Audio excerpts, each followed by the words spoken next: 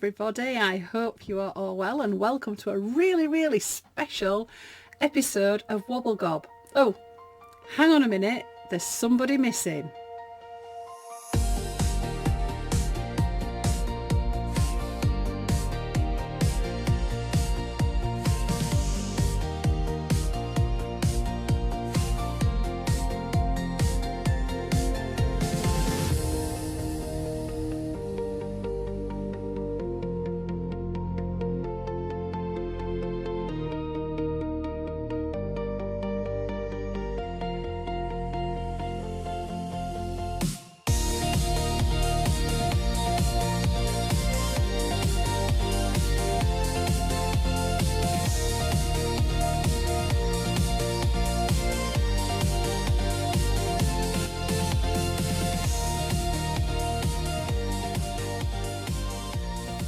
Going to Canada. I know. It's very exciting.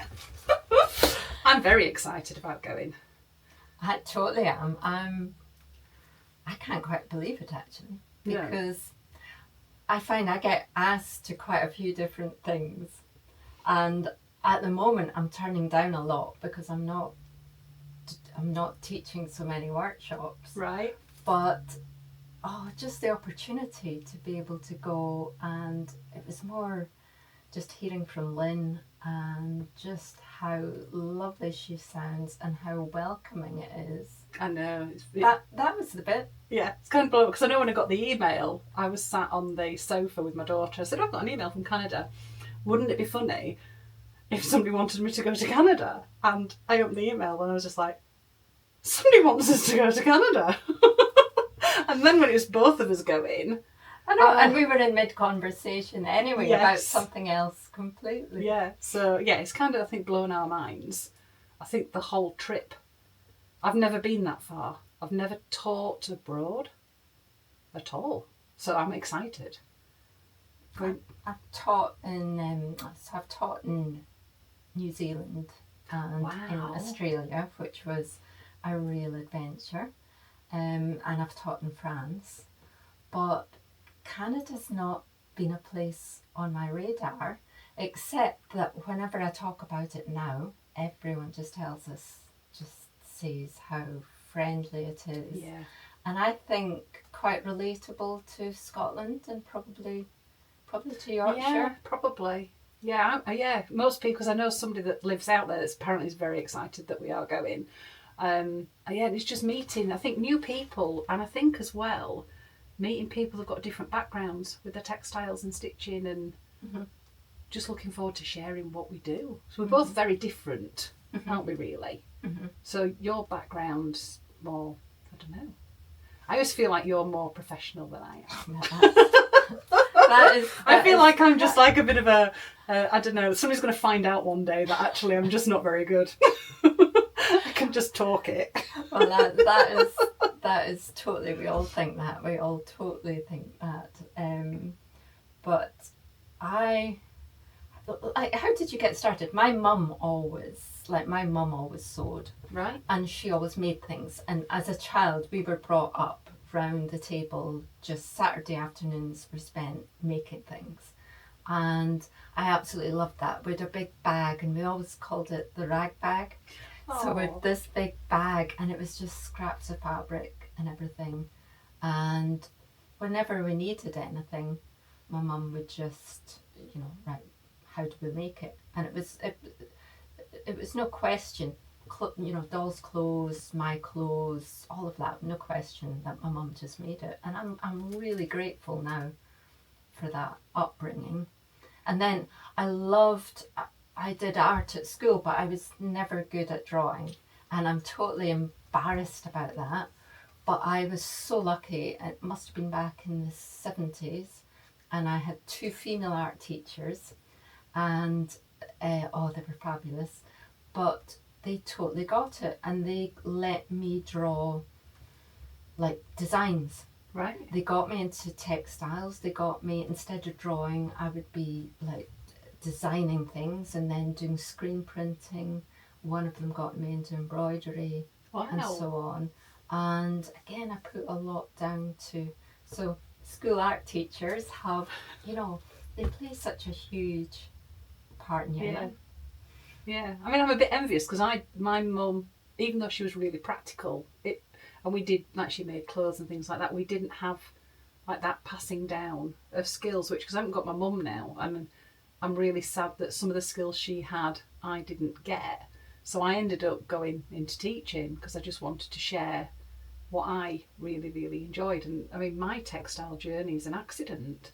It was never a plan. I was never going to do this as a sort of second career. It was always going to be an art teacher. That was it until I took my pension. That's all I wanted to do. And then I did my City and Guilds level 3 in embroidery when I was, oh my goodness me, 30, because we were teaching A-level textiles, and I felt like I needed a qualification to make me be proper rather than just a fake person that just went on workshops.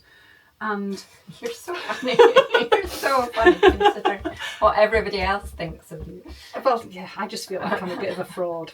Anyway, so I did my City and Guilds, and I got asked to put some stuff in. We've got the local art show was starting up, and the guy that was running it worked with me through school, and I put some of my textile pieces in, and they sold, and I won the Shibden Hall prize.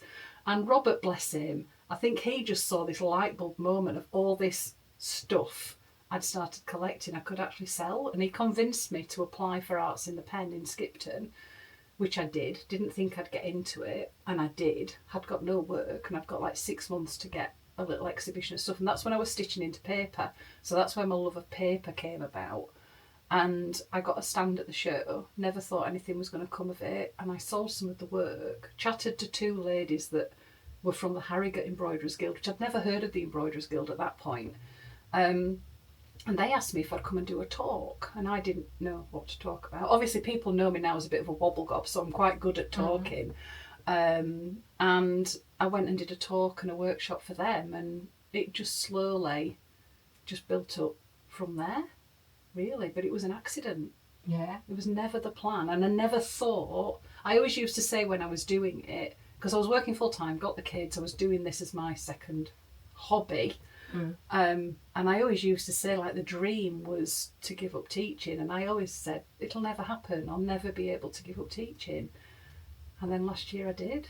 I just bit the bullet and went for it, and it's been a year now, and I still have to pinch myself, and you're totally doing it, and it's like it's going, it's all right, and it's quite nice, and I feel just very lucky. Just really lucky. I mean, I know it's been hard work, and it's been me that's done that hard work, but even now I still feel like it's like I'm sat here in Ali's shed, and I'm just like, I'm in Ali Ferguson's shed. All my friends have been saying, say hi to Ali for me, and it's like, oh yeah, I don't... It's weird how you perceive yourself. Yeah. How do you perceive yourself? oh for goodness sake. There's a deep one. No, I'm exactly the same. It's that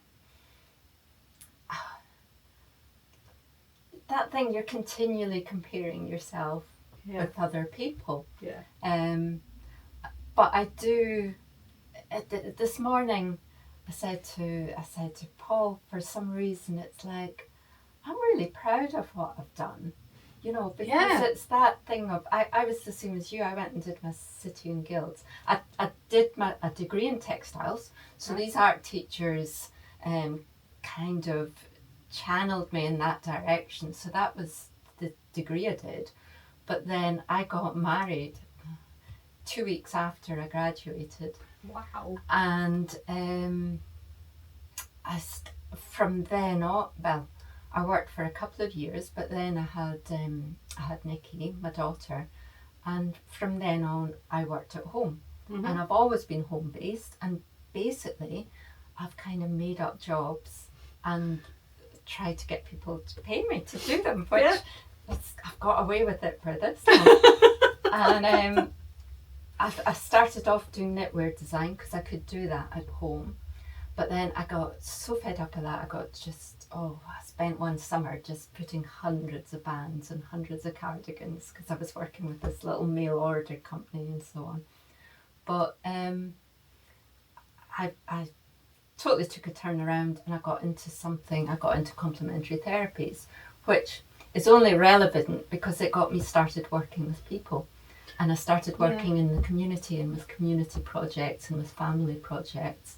And it was all listening to people and their home lives and their working lives and the problems they were having and so on. And for me, that was really important because these people kind of had no voice. Yeah. And, you know, just amazing women out there just really struggling with things.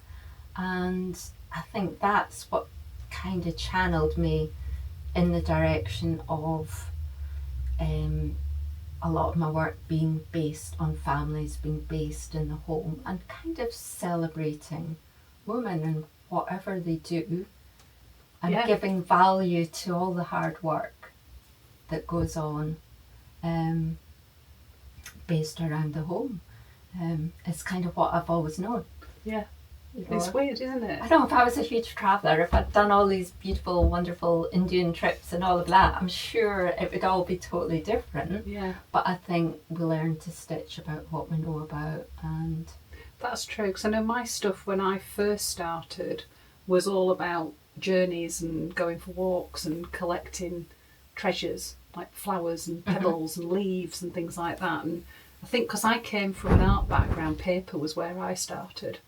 And it was my stitch collages where it was influenced massively by Angie Lewin. Love her work. And just doing all these stitch collages. But I think after doing it for quite a while, I got convinced. It was one of my friends had talked to me about doing the British Craft and Trade Fair to sell to galleries. And that finished me off. It was weird. I'd just lost my mojo totally. Really? Yeah, I think because up to that point, every piece of work, I think I'm a little bit like you with that. There's a story behind things that you do, and you can't just say, I'm going to do a picture about this and I'm going to do 10 versions of the same thing. It's like you see something new and you want to do about that, or you, like you said, like you picked up a book and you saw something. So I was a little bit like that. But because I was making things for the galleries, it was very repetitive, and I think I just got to a stage where I'd run out of steam. So I took a break and thought, right, I'm just going to do my own thing. And that was at the start of lockdown, and that's when all the online stuff for me started, and the stitching with other people, and like the 52 tags was born, and then the 52s have started, and the stitching out. And for 3 years, it was about, I didn't do my own work, it was about me coming up with ideas to help other people. And that's where for me that mindfulness and everything, like the slow stitching, because up to that point I'd machine stitched, everything was machine. I was drawing with my sewing machine, but I think the fact that like we couldn't go anywhere, you couldn't do anything, life slowed down, I slowed down because I've always been like full-time worker, mum, doing this, and always like trying to catch your tail, and you were just like, no, I don't need to do that anymore, and just slow down. So hand stitching really became a thing. And then I started doing my own work. So it's like I've got two bits. I've got like my own work, which are now my hoops in a hoop, which are all these painted hoops that are embroidered, which I feel is more authentic to me because it's about me. And then I've got my love of sharing my stitch through my projects and things like that. So I've got like these two little things. The bit that's me takes a backseat at the moment because obviously I've got to be a proper person now and grown up and everything. And I'm loving the sharing, but I'm quite enjoying every so often I get a bit of time that's just me and I can do my own thing. But for me, hand stitching and papers come back in with my little paper books that I've started doing, my little stitch paper books and my painted hoops. And I think for me, like hopefully I'm coming off to Canada, I'm hopefully going to share those two things with everybody. What are you going to share? Well, what I would like to share, for me it's about, you know, what you were saying earlier about meeting people and learning about sort of family life, home life, sewing life, all that sort of thing. So my workshops are very much story based. You know, I usually start off by telling a few of my own stories. And what I find with that is if you just start off slowly, even on a day workshop, by me telling some of my stories, it immediately gets people's own stories start to come to mind, and little memories will maybe come, things that they're sort of, you know, where did that come from? Yeah. I have no idea where that even was, and it's and these are the little bits that I love to grab and get people to write down. You know, it could just be a memory. Write down the little words or whatever. So I've chosen a couple of workshops. One where I hope to get, as I say, stories about sewing, about family, maybe about, you know, whether our mums sewed or knitted or crocheted or whatever, it doesn't matter. Or where it could be people that are totally new to it, you know, in which case what's attracting you. But just doing tiny little studies that are just kind of celebrating that, using lovely materials, maybe using some of the, as I say, I use words, motifs and materials. So the motifs could be little illustrations like a pair of scissors, or the outline of a dressmaking pattern, or, you know, an old piece of haberdashery, the lovely packaging, you know, just things that people are attracted to.